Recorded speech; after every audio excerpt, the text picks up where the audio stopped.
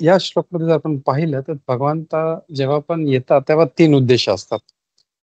परित्राणाय साधूनां, विनाशाय च दुष्कृतां आणि धर्म संस्थापना. म्हणजे परित्राण म्हणजे साधू लोकांचा उद्धार, जे दुष्कृत आहेत, जे दुष्ट लोक आहेत त्यांचा विनाश आणि धर्माची स्थापना. जसं आपण पाहिलं की मागच्या श्लोकमध्ये जेव्हा धर्माचा ऱ्हास होतो, अधर्म वाढतात तेव्हा येतात.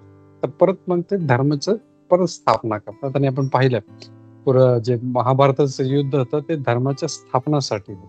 कारण अधर्म जे होता तो खूप वाढला होता आणि बरेचसे म्हणजे असे इन्सिडेंट जसं झाले होते, जसं पांडवांबरोबर जे अधर्म झालता, मग द्रौपदी बरोबर जे अधर्म झालता आणि आज आपण पाहतोय की जी एक केस होती जी द्रौपदी झाली ती आज या कलियुगामध्ये इतका अ, कलियुग जो इतका विनाशी आहे, इतका म्हणजे आहे ना, म्हणजे काही शब्द नाही त्याच्यासाठी. म्हणजे इतकं धर्म जे आहे पूर्ण ऱ्हास झालेला आहे.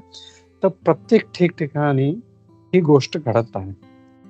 तर भगवान हे सांगतात, की परत धर्माची स्थापना करण्यासाठी मी येतो. तर 3 उद्देश आहेत भगवंत. परित्राणाय साधूनां, विनाशाय दुष्कृतां आणि धर्म संस्थापना. आणि प्रत्येक युगायुगात ते येतात. तर आपण पाहिलं, की सतयुगामध्ये भगवान वेगवेगळ्या अवतारात येतात. अ, हयग्रीव अवतारमध्ये, मत्स्य अवतार, कूर्म अवतार असे सगळे अवतार. मग हंस अवतार, मग त्रेतामध्ये भगवान रामच्या रूपामध्ये येतात.